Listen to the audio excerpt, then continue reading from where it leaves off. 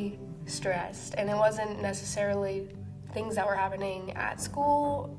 Most of it was just myself trying to figure out things. Over the past years, I've really struggled with my grades and keeping up with everything happening in school and stuff. And just with the pressure of switching to high school, I ended up not taking care of myself physically either. Sleepless nights were before tests and big assignments were due, and I didn't have enough confidence in myself that I was going to succeed. Sometimes we don't like ourselves, and sometimes when I didn't like myself, I would just lay in my bed. I wouldn't really want to get out of bed. I have yet to meet a teen that doesn't go through some period of time when they're really struggling with a sense of self, especially now, more than even in past generations.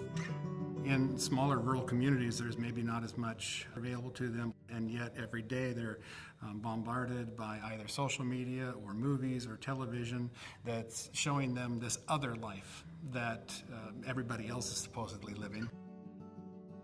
Making friends with yourself is about providing tools to teens so that they can meet their own struggles and their own difficulties with kindness and with compassion.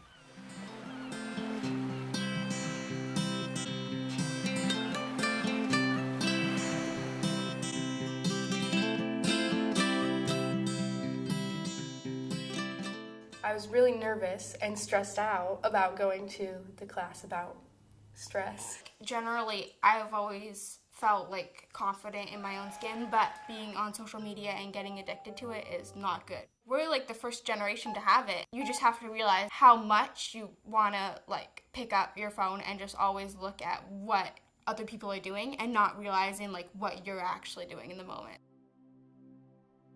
I liked the meditations because sometimes they would turn off the lights and we would sit wherever in the room that we felt comfortable. Some of us wouldn't want to get up from the ground. We were sleeping, we're just 5 more minutes. Meditation for me is becoming okay with silence. What I notice is that a lot of my friends, they just can't deal with darkness or silence and stillness. So I think becoming okay with that is really good. You're supposed to pick a friend that was there with you, and then they told you words that you really needed to hear.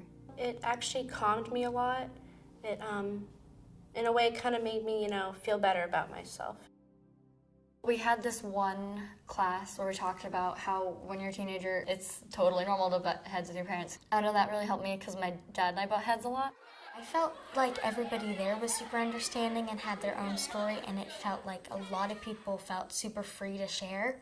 And so the first day I was a little hesitant about sharing my own experiences with stuff, but by the end it was really comfortable and I felt like it was a super safe place. The second week we talked about physical touch and how it's soothing. And it can be as simple as touching your index fingers together, and that produces a happy chemical in your body to flow through you, when you get a hug from your mom.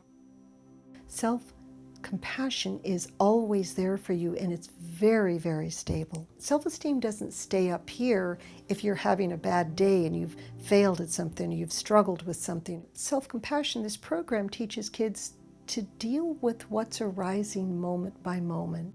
If somebody said something hurtful to me, I feel like I know enough now that I'd be able to deal with it a lot better, and I could diffuse whatever anger or sadness it arose in me, and take care of it in just a quick positive way instead of taking it out on myself for a long period of time.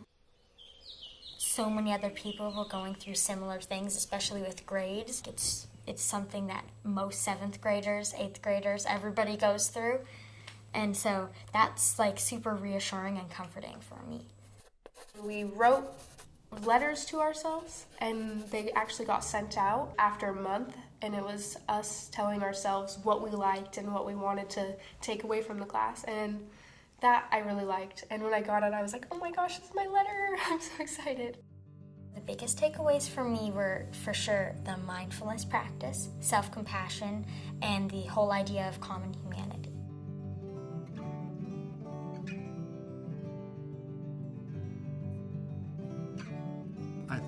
especially are conflicted with how they're going to find their way in the world.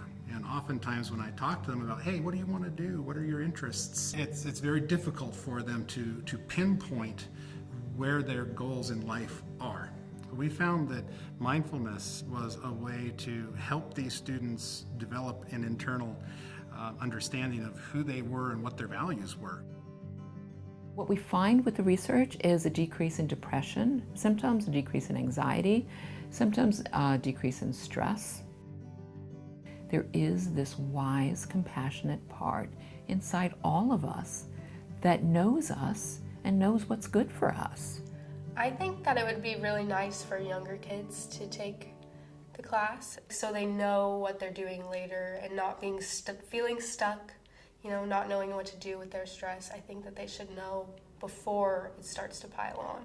I feel like everyone should, especially people around like middle school and high school age, because that, like I said earlier, it's like really a hard time. It's like you've been walking upstairs and all of a sudden you're like, the stairs have turned into an escalator. Oh my gosh, what is happening? I feel a lot better about myself than I did before. I would tell the funders and the people that support the class that it helps us unwind and it helps us talk about how we feel, and it just, it can change us.